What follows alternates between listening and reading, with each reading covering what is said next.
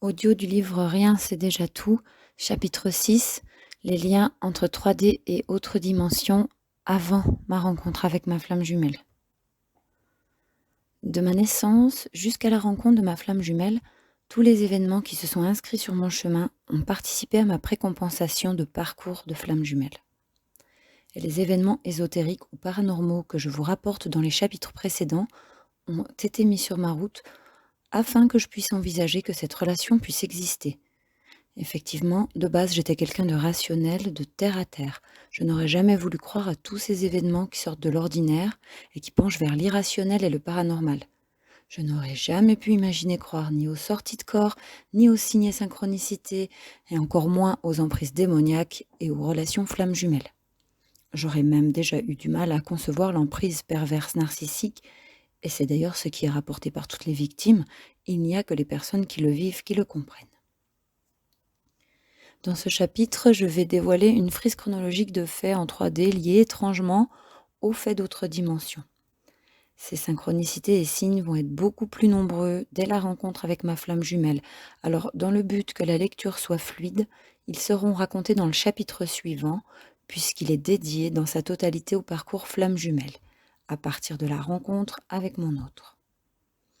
Voici les liens vécus avant la rencontre.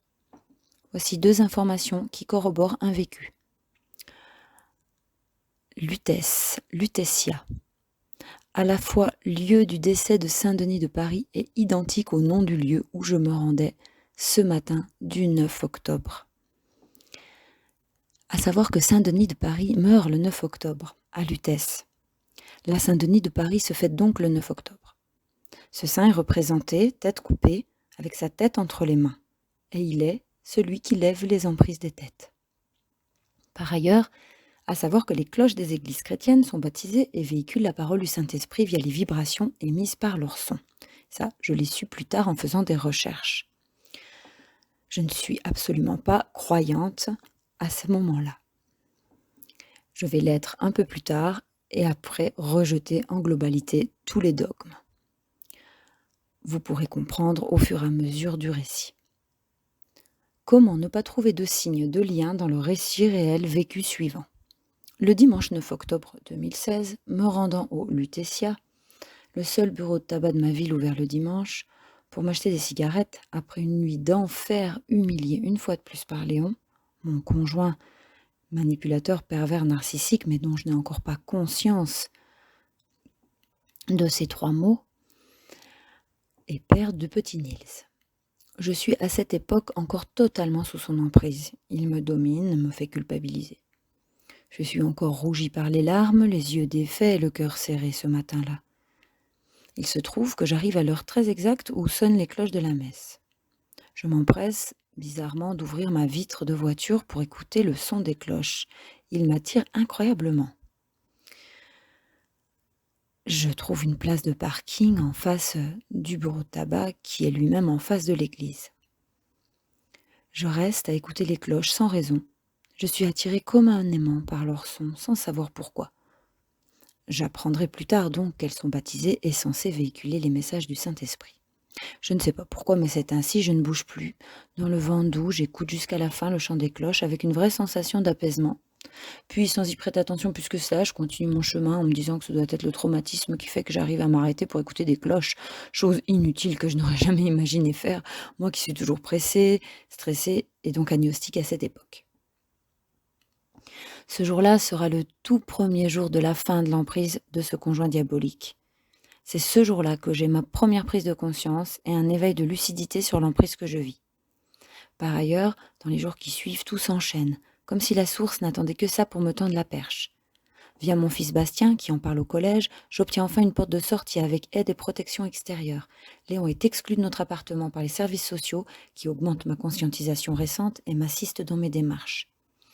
Quand on sait que Saint-Denis est le saint qui lève les emprises des têtes, qu'il est représenté tête coupée avec sa tête entre les mains, on comprend qu'il y a un lien étrange avec ce son vibratoire de cloches qui m'ont immobilisé sans que je ne comprenne pourquoi, sur l'instant, ce fameux 9 octobre au matin. Par ailleurs, c'est à la même date, le 9 octobre, mais de l'année 2020, que je vais rencontrer le double énergétique de mon jumeau. 8 jours après avoir débuté ma conscientisation du lien d'âme entre nous. Cela va marquer profondément ma conscientisation et ma foi en ce lien. Mais cela sera raconté chapitre 7. Rejetant tout dogme et toute religion, pour cause des mensonges et manipulations qu'ont reçus les paroles et messages sacrés, aujourd'hui je reste néanmoins convaincu de l'énergie vibratoire dégagée par certains saints, comme par exemple ici Saint-Denis, et d'autres personnes hautement vibratoires, comme Bouddha, Marie, Jésus ou Marie-Madeleine par exemple, car ils sont finalement très nombreux à travers le monde et les époques. C'est d'ailleurs vibratoirement que les flammes jumelles et autres êtres en éveil apportent ici-bas un équilibre face au traumatisme imposé par tous les dysfonctionnements économiques, sociaux, environnementaux, politiques et autres. La source s'incarne en chaque micromolécule du grand tout et expérimente la vie qui émane d'elle, la dualité. Il faut des expérienceurs lumineux qui rééquilibrent ce qui est sombre, et en cela, le libre arbitre n'existe pas. 3 jours après le 9 octobre, je retiens le chiffre 3 qui m'avait été annoncé, voire au chapitre 1 dans Révélation prémonitoire, nous sommes donc le 12 octobre, c'est mon anniversaire. Et en parallèle des démarches de mes enfants au collège avec les assistants sociaux, je lève le voile sur une des facettes diaboliques de Léon, le mensonge. Cette semaine qui suit le 9 octobre va donc être un retournement complet de situation. Tous ces mensonges apparaissent et reviennent à ma mémoire. Je les conscientise. De plus, son comportement n'a pas cessé d'être délibérément méchant, humiliant et égoïste encore ces 3 derniers jours. Sauf que je suis à présent consciente. Pour me protéger, je fais semblant d'être toujours la même, d'être sous emprise, le temps que les solutions d'éloignement de Léon se mettent réellement en place. Il fut convenu avec les assistants sociaux qu'il devait partir au 1er décembre. Cela fut quelques jours plus tard. Peu importe, une vague de bonheur et de sérénité traversa l'appartement aussitôt dès qu'il fut parti. Il venait me voir après son travail, puis ensuite allait dormir chez sa mère ou chez un ami, parce que je faisais toujours semblant, car même si j'avais conscientisé ses mensonges et son faux amour, les peurs étaient toujours là. Je m'humais d'être toujours la même et toujours dans la relation. Je ne sais pas si j'aurais réussi à terminer de me dégager des peurs générées par l'emprise, même après conscientisation, si je n'avais pas eu une véritable révélation. Et celle-ci s'est faite pour moi, la nuit de Noël, le dimanche 25 décembre 2016. Je m'ennuie, je n'arrive pas à dormir. Alors je tape des recherches internet, histoire de m'instruire sur différents sujets pour passer le temps. Et là, ce fut le grand basculement. Je tape 3 mots que mon ami Verlaine m'avait dit un jour en parlant d'un de ses compagnons qui l'avait fait beaucoup souffrir, et ces 3 mots sont manipulateur, pervers, narcissique. C'est un choc. Je découvre ce qui se cache derrière ces 3 mots, et Léon correspond point pour point à la description. Alors je fais un test en ligne, et il cumule 28 points sur 30. À partir de 15 points, le test dit « Sauvez-vous vite ». À partir de là, je commence à mettre des mots sur ce qu'il est, tout s'explique, et je lève le voile de plus en plus loin. Allant de témoignages identiques aux miens en apprentissage des réactions à avoir quand on est victime pour s'en sortir au mieux, car finalement on ne s'en sort jamais, ou en tout cas jamais indemne totalement, car naît la culpabilité, la perte d'identité, d'amour-propre, de confiance en soi, qui sont bien ancrés par tous ces vécus successifs. J'ai obtenu ici une pièce de plus au Pulse, et c'est la fin de l'emprise, que cet événement, là, ce jour-là, à cet endroit-là, corresponde exactement à l'arrêt de l'emprise dans ma tête de mon conjoint, manipulateur pervers narcissique. J'en profite pour rappeler que les pervers narcissiques sont des personnes au comportement assimilé aux psychopathes. Ils sont toujours comparés au diable dans leur manière de se comporter. Ils utilisent les mêmes cartes, notamment celles du mensonge et de la méchanceté. Cela me semble être un signe évident que le Saint-Esprit, par l'intercession de Saint-Denis, est intervenu en ma faveur par le biais du chant des cloches ce jour-là, lorsqu'on a libéré mon cerveau. Puis le chiffre 3 de ma révélation, chiffre de la résurrection du Christ et chiffre du nom du Père, du Fils et du Saint-Esprit, 3 jours après le 9 octobre, où le Saint-Esprit m'a parlé à travers le son des cloches et a levé l'emprise du diable, quelque chose est mort en moi, l'amour de cet homme diabolique. Et 3 jours après, c'est mon anniversaire. Mon âme ressuscite, je renais. C'est le début de la séparation de notre couple et ma reconstruction qui suivra. Le 25 décembre, jour de célébration du Christ, c'est cette nuit-là que je découvre les termes de pervers narcissique. C'est le point de départ d'une énorme prise de conscience qui va me pousser plus loin, à me dégager complètement des peurs suite à emprise. Pour terminer, 6 jours plus tard, le 1er janvier, qui est le jour de la Sainte Marie Mère de Dieu, Léon a mis un clip satanique à connotation pédophile sur son mur Facebook. Je suis choquée. Cela fait beaucoup de signes et de conscientisation en peu de temps. En plus d'être satanique, il est vraiment orienté à connotation pédophile et l'angoisse se porte bien évidemment beaucoup sur mon petit Nils. La tension monte en moi, mes peurs se mettent à vibrer, je suis en fait totalement terrorisée quand le soir arrive.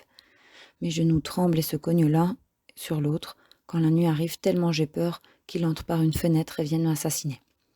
Ces menaces résonnent dans ma tête, je me mets à prier Dieu, instinctivement, Jésus et Marie, instinctivement pour la première fois de ma vie. Je deviens croyante chrétienne pour plusieurs mois, ce 1er janvier 2017, jour de Sainte Marie, Mère de Dieu. Pour autant, je sais que les écritures sacrées ont été modifiées, je n'entre pas dans le dogme. Je dissocie les églises et écrits humains de mon ressenti personnel du divin. Pour moi, l'énergie christique qui véhicule l'énergie divine de la source est autour de nous, dans les vibrations de son et de lumière. Les livres sacrés ont été manipulés, tronqués et modifiés. Il manque certaines paroles et d'autres ont été arrangées, usurpées, modifiées, dans le but notamment de faire vibrer une société dans la peur, le patriarcat et l'égotisme. D'autres faits inexplicables rationnellement de plus grande envergure, absolument incroyables, ainsi que l'apparition de capacités comme la clairaudience et la canalisation via les cartes de tarot vont apparaître à partir de ce moment-là. Je vous les raconte dans le chapitre suivant, chapitre 7, prise de conscience du lien de flamme jumelle et parcours initiatique de retour à soi. Des connexions avec ma flamme jumelle sous forme d'apparition énergétique et beaucoup de synchronicité jalonnent également ce parcours. Je constate aussi beaucoup de signes et synchronicités dans la relation avec Jack. Effectivement, toutes nos discussions étaient tournées vers mes peurs encore existantes de la relation perverse narcissique avec Léon.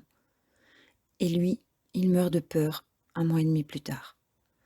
D'autant plus de peur d'attaque démoniaque.